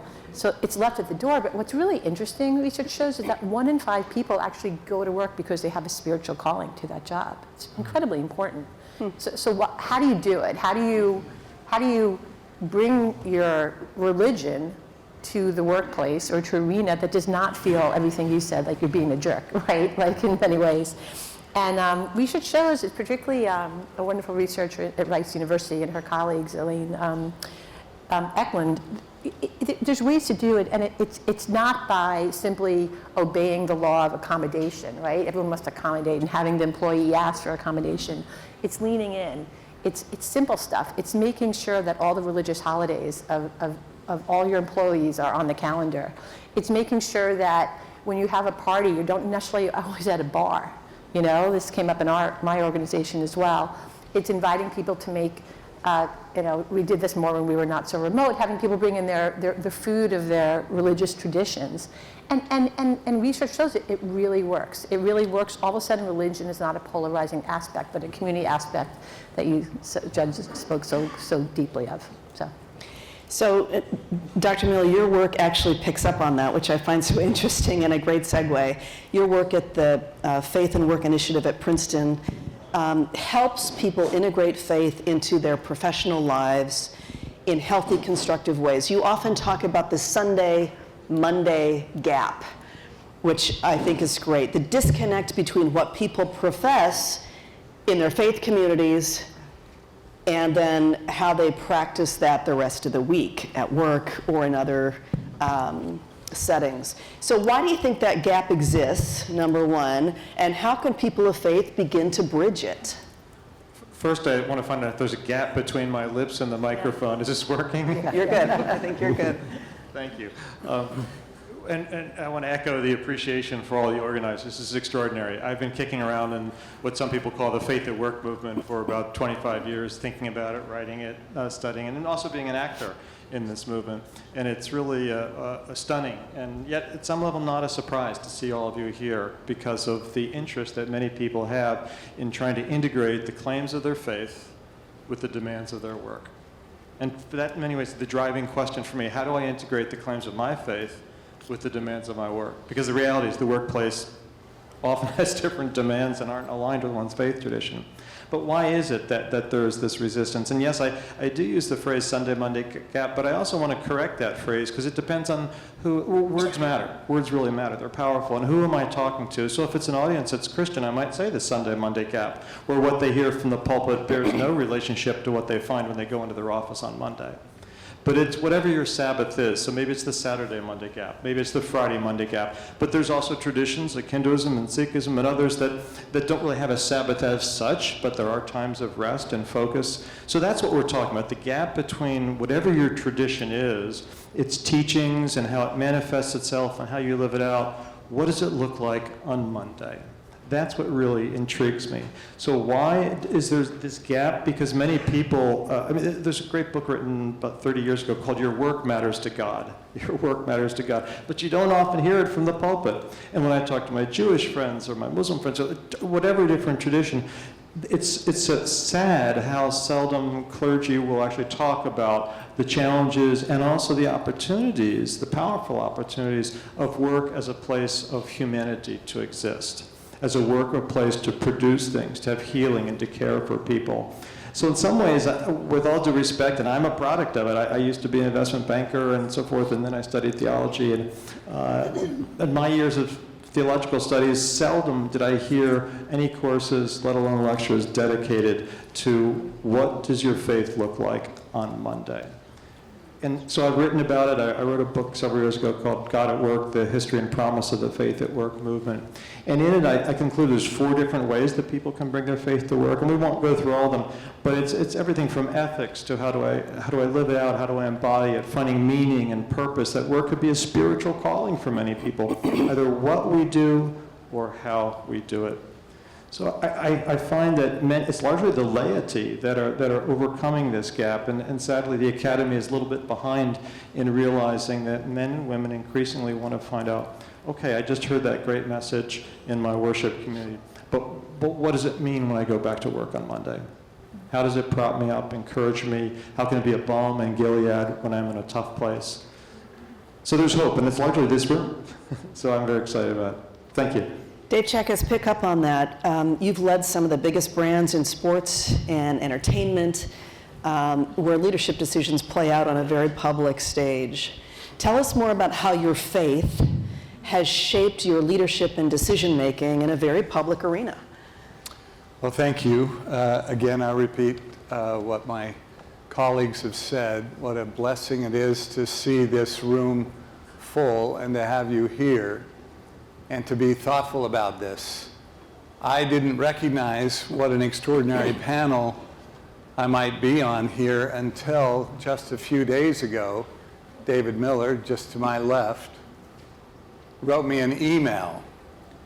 Now, you've all heard about the tremendous tragedy that happened in Michigan when someone attacked a Latter-day Saint chapel the Church of Jesus Christ of Latter-day Saints, of which I'm a lifelong member, where someone attacked the chapel, burned it down, attacked people, innocent worshipers, people there trying to be better. And so often in our religious communities, we think that we suffer alone and that no one else really cares. But David Miller, who I had not met until an hour ago, sent me a simple email that said, "Dear Dave, I'm thinking about you and your church today in light of this terrible tragedy." And that's when I knew he was someone I wanted to meet. We have a responsibility. We have a responsibility to be whoever we are, but to be that person all of the time. That's the Sunday-Monday gap. Stephen Covey, who was a great, great writer who wrote the 7 Basic Habits of Effective People, was a mentor of mine in business school. And Steve Covey taught the importance of integrity, of always being the same person, no matter whether you're at work or in your religious community or in your service community, whatever it is you do. He wrote about and taught about the importance of being the same person, of holding on to those same values no matter where you exist. And when you do that, you can trust yourself and others will learn to trust you. Now, my blessing was growing up in a home where I was taught early on the importance of faith-based action. And when I was very young, actually the first verse of the Book of Mormon, which we hold dear as a blessing from God, a doctrinal treatise on the life and mission of Jesus Christ, and a second witness to Jesus Christ. But the first paragraph says, "I, Nephi," speaking of a prophet, "I, Nephi, was born of goodly parents, and therefore I was raised basically in the learnings of my father. And the learnings that I was raised with was the importance of emulating, following, learning from Jesus Christ. And that has been the greatest blessing of my life, to learn from him, to try to be like him, to emulate him and his service and his blessing and his healing and the way that he lived his life. And I have not done that at all perfectly. But what it's allowed me to do as I've dealt with in the world of professional athletes and sports is to have great compassion for people who come from all walks of life, who are under enormous pressure to perform, who are under enormous pressure to win, who are adored by the public for probably not their character, but their athletic skill, and to help them kind of deal with all of that successfully. And I have found that led me to use a teaching of Jesus that I cherish, which is we have second chances. We have another opportunity. We can change. We can repent. We can get better. And that's not how I've taught these athletes, but it's how I've tried to live around them. And then during their crisis times, to teach them that truth, that they will have 1 and 2 and maybe 100 or 1,000 second chances. They will have heaven and God forgive them for their weakness, and they will have a chance tomorrow to get better. Thank you. Judge, let me come back to you for a moment, because I know you often bring people of faith together to have these conversations. Literally, recently, under the roof of the Washington National Cathedral, to model what conversations of faith can look like, what reconciliation can look like in a divided time. So as you have led these gatherings, not just in Washington, but around the country, what have you learned about how people of faith can disagree better and how faith can be a force in unity rather than division in this country? Thank you. What Jane's referring to is we stumbled, I'm at the Wheatley Institute at Brigham Young University, and we helped put on a program about 1.5 years ago where we stumbled upon something that we think is magic. Not really magic, but it worked really well. And what we did is we got together 2 politicians from different sides of the spectrum, Governor Wes Moore of Maryland, Governor Spencer Cox of Utah, and we brought them together in the Washington National Cathedral. Now, I have to tell you, that was accidental that we had it. When we were planning this event in the first place, it wasn't going to be the National Cathedral, but it became available, and we had this event in the National Cathedral where these 2 political opponents see the world very differently, but they also see each other with respect because they recognize that they're not enemies, but they're friends with just different views about tax rates and things like that. And we got them together in the Washington National Cathedral to talk about how faith can overcome this toxic polarization. We filled the National Cathedral. That's a big place. We didn't expect that. We had 30,000 people watch it online, and when it was over, I had 3 foundations come to me and say, you keep doing that, and we'll pay for it. Because to see political leaders, and especially governors, apparently the research shows that governors can, for some reason, move the needle. To see them in a house of worship talking about the absolute need to overcome this toxic polarization and how their faith informs them to do so. They said, we'll pay for that. So we've done that now 4 or 5 times around the country. Breaking news announcement. We're going to do it again on December 9th at the Washington National Cathedral. This time it's going to be Governor Shapiro from Pennsylvania and Governor Cox from Utah. And what happens at these events, being in a sacred space, there is a sense that these are people of faith, that they're saying what my faith is compelling me to do at this moment is something very, very specific. That at this moment in time, what our faith can do to help our country and the world is to push back against this toxic polarization. That we ought to be able to disagree with one another, but without the contempt. To recognize that you're a Democrat, you have bad ideas about taxes. I'm just making that up. You have bad ideas about it, but you're not a bad person. You're not a bad person. And that's the danger that we're in today. And if I can put my former judge's hat on for a moment, I've been a student of the Constitution my whole life. Not a scholar like Professor McConnell or President Sexton, but a student of the Constitution. And in my personal belief, this is the most perilous moment for the United States Constitution since 1859. That was a pretty bad moment. What's different about our situation right now is not that people are disagreeing with each other. Goodness, we want people to disagree. We're Americans. I want everything to be disagreed about, right? But it's the nature of the disagreement, because what social research has shown is that the type of disagreements that we have right now are being driven by hatred and contempt for the other side. It's not just that you have bad ideas, you are a bad person. And I'll tell you here, the Constitution cannot survive when a citizenry holds one another in contempt. Someone has got to push back against that. And my personal belief is the greatest resource to do that is in this room, is with people of faith, is we see that our primary obligation as people of faith is to bring about reconciliation. I'm filibustering here, I don't mean to, but let me add one last thing. I'm a Christian. I practice my Christianity as a Latter-day Saint.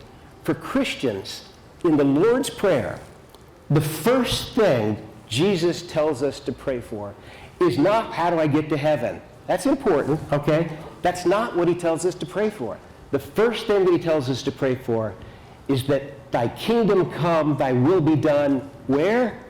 On earth, as it is in heaven. So Christians, people of faith generally, our primary spiritual duty is to push back against this contemptuous dialogue that President Sexton spoke about so powerfully. So Beth, jump in on that. What practical steps can people take based on your work and your research to bridge these gaps? Yeah, and I totally agree. And it's not just everyone in this room, it's everyone in America who believes what I think most people actually don't believe, I hope, is that hate is really the foundation. I think you hear it in the media too much, that the way people are feeling. But I think all faiths are united around some wonderful virtuous behaviors, which are things like humility and curiosity, open-mindedness, even defiance used in a great way. But it those traits, and research shows, but also my own faith, and if you exercise those traits at work, in public, as you mentioned, it unites people, because all of a sudden you're kind of lowering the temperature really quickly, and that's the most important thing. I see it even with my wonderful team. It's easy to get irritated because people are so cemented in their beliefs, and you just say like, hey, why don't you look about that from someone else's point of view? Just bring it down. And I think that's exactly what you're doing, but you're also doing it with leaders who can really drive that. So. Easier said than done. It really is. Yeah, totally. Yeah.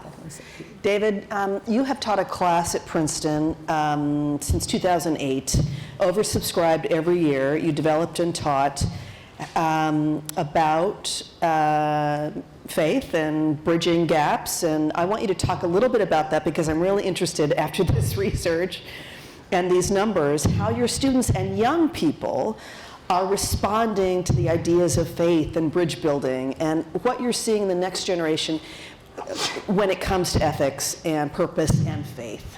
Right. So the course was originally entitled something like Business Ethics and Modern Theological Thought. Now, how's that for a real exciting thing to sign up for? The students over the years have nicknamed the course Succeeding Without Selling Your Soul. Okay.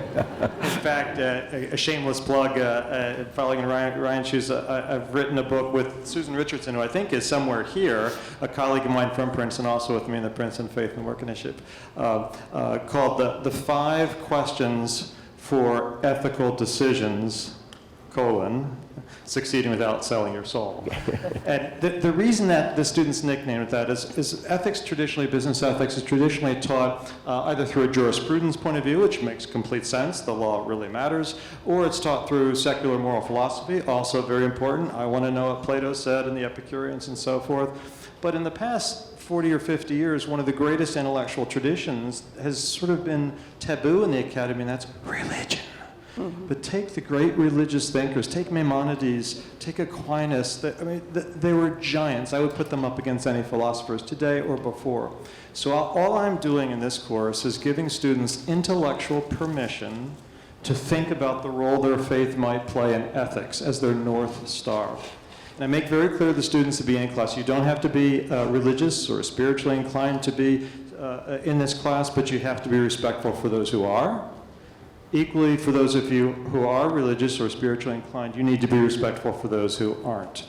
So Susan also is a lecturer, guest lecturer, that is a preceptor, runs the smaller groups after the lectures. And one of the things we've done is I survey the class every year, so I know exactly their religious identity, anonymous polling, obviously. And I know that every time I teach this course, there are 22 to 25% of the students self-describe as atheists or agnostics. Yet they're taking this course. Why? Because I have them reading some of the great texts, the original texts of the great religious thinkers. I focus primarily on the 3 Abrahamic traditions, but increasingly I'm opening up to every tradition, because those are my students. They're from all traditions.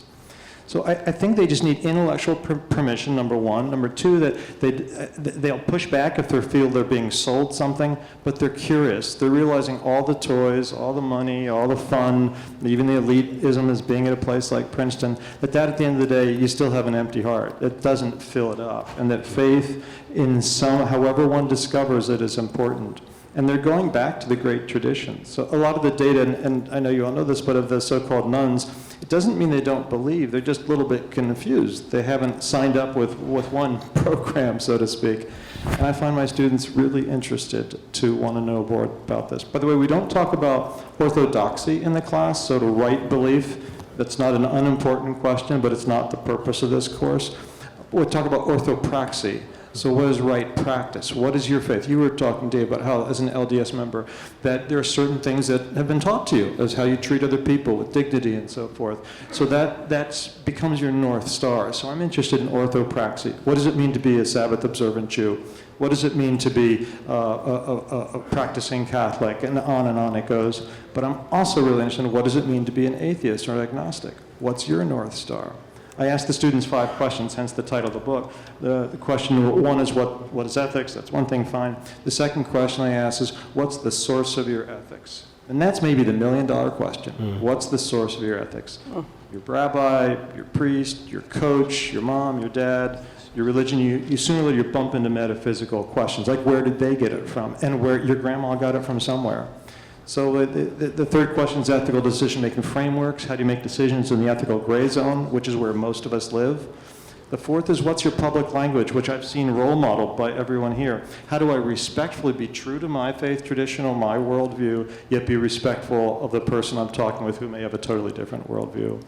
And the last question of the 5 is how do you stay ethically fresh? How do you stay ethically fit? How do you stay ethically on your game? We all watched a month or so ago, I shouldn't laugh, but the Coldplay concert with the poor CEO who was caught having an apparent relationship with his chief HR officer. Well, I'm sure he's a good guy and she is, but what happened? Like, where did they go wrong? So how do we stay ethically fresh? How do I make sure I'm not that guy as well? The students are desperate to have those kind of conversations. They want role models. So I invite different CEOs and thought leaders from all different traditions so that they can say, well, I can kind of get to the top, like, say, you've done, Dave, in your field, and I don't have to sell my soul to do it. It may not be linear, it may not be straight, but it's doable. I got to get into this class. Please. I mean, Me too. It's too late for us, too late for us. Well, you can come be a guest, so consider yourself invited for the spring. I'll be there every time. Dave Checketts, I don't want to embarrass you, but I went to the Sports Business Journal cover story a couple of weeks ago and printed out this really exceptional article about you, where you're described as someone who thinks really big, someone who has built bold organizations while staying deeply people-centered. They don't take too long to get to your faith in this article.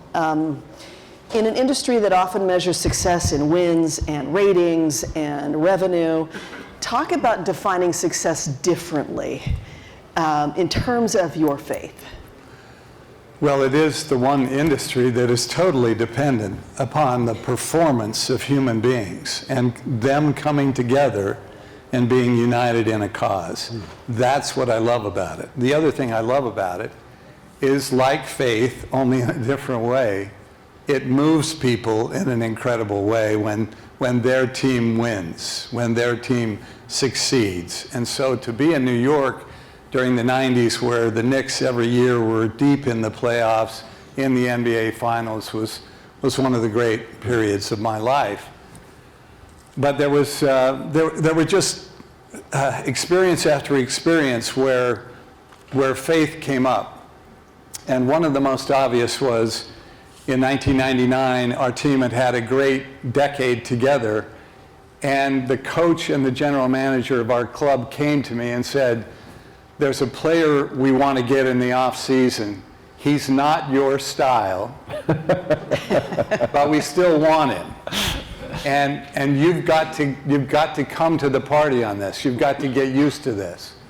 The player was a player named Latrell Sprewell, who had just had a little mistake, let's say, in Golden State when he was playing there. After practice, he grew very upset with his coach and misbehaved. He tried to kill him.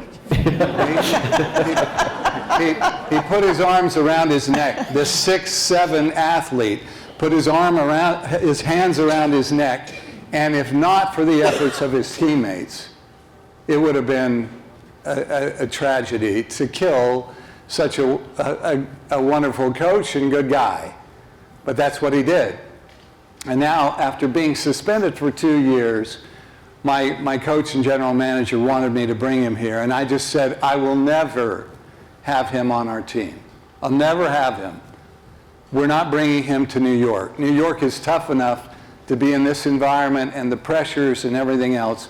We have to have the right kind of people, mentally tough, but they have to have a guiding star, or they will not survive here. They just kept at me time after time. And finally I said, okay, I will agree to interview him. But we have to fly to where he lives. I want to sit down with him. I want to really hear from him. And then we'll come back, we'll fly back together, and we'll decide whether we're going to actually go down this path. All of that took place. It's a much longer story. I had a delightful interview with this guy.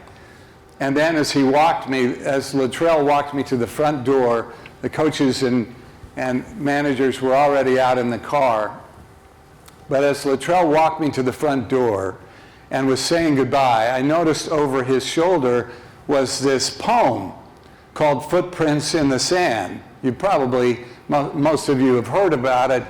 It describes a man telling about his life, and there's a certain period of time where there's only one set of footprints in the sand, and he turns to God and says, why did you leave me alone at that hard moment in my life? And of course the response is, I carried you.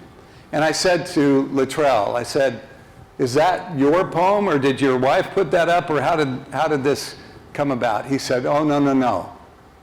That's right here. And he proceeded to say it to me, word perfect, from memory. I walked out of the house thinking that was such an answer to prayer, but I was still uncertain. I flew home. It was on a Sunday. I walked into this wonderful family dinner with all of our kids. We have 6 children. And we're sitting there around the table, and as we finish eating, I say to the kids, okay, you might as well know this now. We're going to bring Luttrell Sprewell to New York. And he's going to be a Knick. And we're going to forgive him, and we're going to support him, and we're going to try to get him back to who he was as a player, but more so to keep him where he should be as a person. 3 of my sons all stood up and threw their napkins at the table and said, that's it, Dad. We're not going to any games. We're never going to be a fan of the team again. And they were deep inside this team. We're never going to follow this team again. And they all take off. They leave. There's one boy left at the table, our youngest son, Ben, who's 11 years old, sitting there, and he hasn't stopped eating his dinner at all. None of this even impacted him. So it's just he and I say to Ben, you got to help me here. What's your thought on all this? And he looks up from his mashed potatoes and gravy, and he says, Dad, don't we believe in second chances?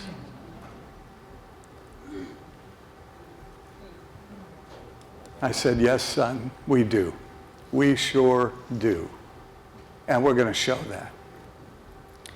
And we brought him here, and in 1999, really he led the Knicks all the way to the NBA Finals.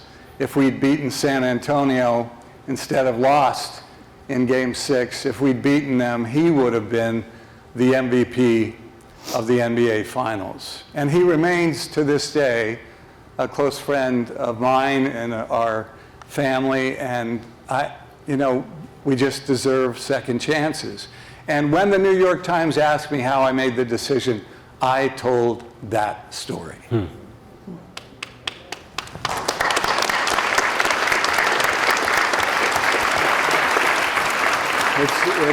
It is not to try to establish ourselves in any way as better than. Only that our faith had really led us to deal with a circumstance that was a tough decision at the time. It's a beautiful story. Thank you. Thank you. I'm mindful of the time that's in front of us, but I'd like to go round robin around this terrific panel with this last question. And if you could just take a minute or less to answer. If you could give one piece of advice to emerging leaders or anyone of faith who want to engage in the public arena, whether it's in law or journalism or business or education, in an elevated way, what would you say? Judge, I'll begin with you. Very simple. Be a peacemaker. Be a peacemaker. Make that your identity. I'm a person who builds bridges of understanding. I work for peace between people. Thank you. Beth. And be open-minded. Just go into a room with an open heart and an open mind. And it's amazing what happens if you can actually do that, because you get to that peace-building process. Thank you. I would say, what's the old saying? The good Lord gave us 2 ears and 1 mouth. We should use them in that ratio. I would say we should ask questions. Why do you believe that? Why do you feel that? If it's not too personal, I may ask, do you have a faith or spiritual inclination? Tell me about it. Learn. Just ask questions. Show respect. Ask questions. Show respect. As opposed to shifting into, how do I debate that point? How do I convince her or him of my view? Ask questions. Show respect. Ask questions. Show respect. Beautiful. Thank you. Last word, Dave Checketts. Oh, wow, the last word. I was blessed to be named after a great man who became the president and prophet of the Latter-day Saint, the Church of Jesus Christ of Latter-day Saints. His name was David O. McKay. My mother loved him and named me after him. One of the things that he's quoting someone else when he said this, but he said it all the time. And I tried to teach all of our missionaries this in England. It is better to be trusted than to be loved. Trust is a higher form of love. And it is a great blessing when it enters into relationships or organizations or teams. The ability to trust makes everything better. So be someone in your marriage, in your family, at your workplace, in your place of worship. Be someone who can be counted on, who can be trusted to always do the right thing. Dave Checketts, David Miller, Beth Daly, Thomas Griffith. Thank you. That was fantastic. Thank you.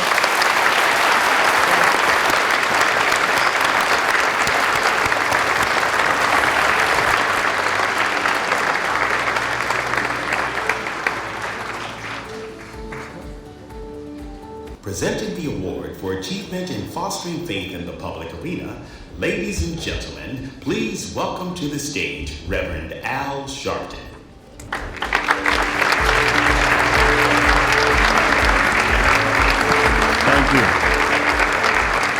Thank you. I'm honored today to present this award to a young lady that I met when she was a teenager, and have watched her grow and watched her develop down through the years. Cora Washington, I want her to join me give Cora a hand.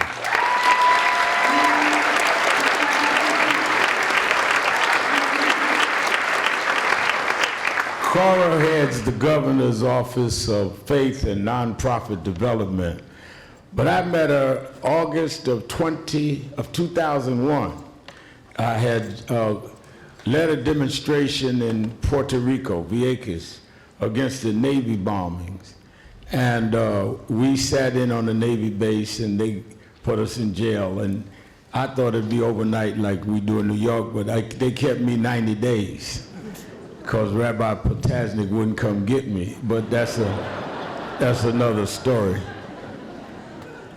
Bishop Shea prayed for me though. And when I got out, the first thing the next morning, I was at New Mount Zion Baptist Church with the eminent pastor, Reverend Washington. And his daughter you were about 13, and she was looking up and part of the movement, and you could see she was taking in what was going on. And I watched her down through the years become a great preacher in her own right. She spoke at National Action Network for us. I've seen her develop a way of being able to deal in the faith community with different people that approach God in their own way. And many times we're myopic. We only praise God or serve God or represent God in our way. And she has the spirit of letting people understand however you approach God, I'm going to deal with that. And she has perfected that like none other. So when they said they wanted to do the award for her, I asked, well, could I do it? Because I know her, I feel her. I've met so many phonies that when you meet somebody real, you want to be part of it. And I think that it is my honor to honor you in such a gathering, because you've honored us with your work, and you've taken what your father has reared you with, your husband now, Reverend Richardson. It's a family of faith, and their family of faith has become personified in our director. And I'm glad to present this to you, Cora.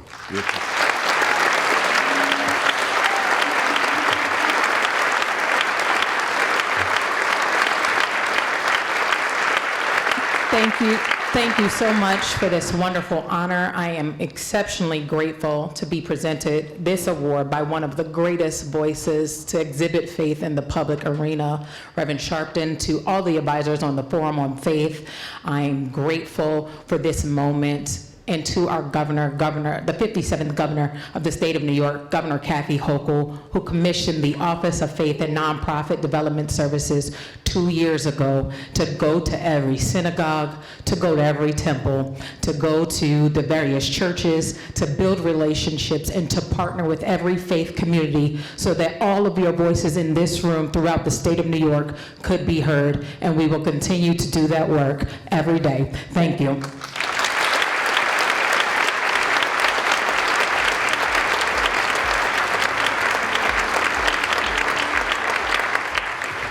Well, that was great. What a great morning. What a great set of discussions. Thank you for being with us. Now we have a brief break, and then our breakout sessions begin, and we have 5 separate breakouts that are going to happen. So let me go find a little bit in your program, but let me try to orient you a little bit. We have Building Better Communities will take place right here in the seats that are in front of me. We'll put up some barriers to the tables.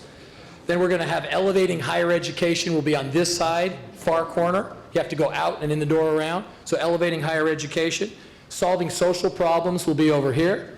And on this side, we have Navigating the Media in the far corner here, and then Strengthening the Rising Generation is here. Our breakouts go from 11:25 to 12:15, and then we will have lunch at 12:30. For lunch, you have a specific table assignment, so look on your ID as you checked in. It'll tell you your table. Otherwise, for the breakouts, enjoy whatever breakout you feel inspired to attend, and thank you for being with us.